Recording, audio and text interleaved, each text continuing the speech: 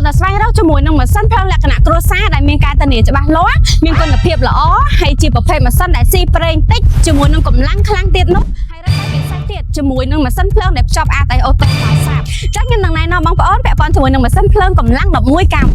សម្រាប់ម៉ាស៊ីនភ្លើង11កាំអាយើងនេះដែរគឺបងអាចយកទៅប្រើជាមួយនឹងម៉ាស៊ីនត្រជាក់2ឬក៏3គ្រាប់ជាមួយនឹងពូកង្ហារឬក៏ម៉ាស៊ីនបោកអាវហើយនឹងទូទឹកកកហើយរត់តែពិសេសទៀតជាមួយនឹងម៉ាស៊ីនភ្លើងដែលភ្ជាប់អាតៃអូតូមកសាចឹងបងបានដឹងហើយថាខ្ញុំតែងតែនិយាយពីពាក់ព័ន្ធជាមួយនឹងអាតៃអូតូតើវាពិសេសត្រង់ណាហេតុអីបាន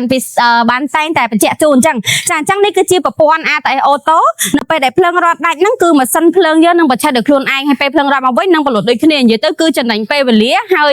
ងាយស្រួលក្នុងការប្រើប្រាស់ខាងមែនតើចាពាក់ព័ន្ធជាមួយម៉ាស៊ីនភ្លើងនេះគឺយើងមានការធានាជូនដែរសម្រាប់បងយកទៅប្រើប្រាស់មិនថានៅតាមខេត្តឬក៏នៅក្នុងទីក្រុងភ្នំពេញទេយើងនឹងហ្វ្រីដឹកជូនធានាជូនរយៈពេល3ឆ្នាំលើសេវាកម្មជួសជុលនិង1ឆ្នាំលើគ្រឿងបន្លាស់ពាក់ព័ន្ធជាមួយនឹងតម្លៃគឺ$1750អញ្ចឹងបងចង់បានព័ត៌មានលម្អិតពាក់ព័ន្ធជាមួយនឹងម៉ាស៊ីនភ្លើងអាចតាក់ទងតាមលេខទូរស័ព្ទឬឆាតចូល page អរគុណ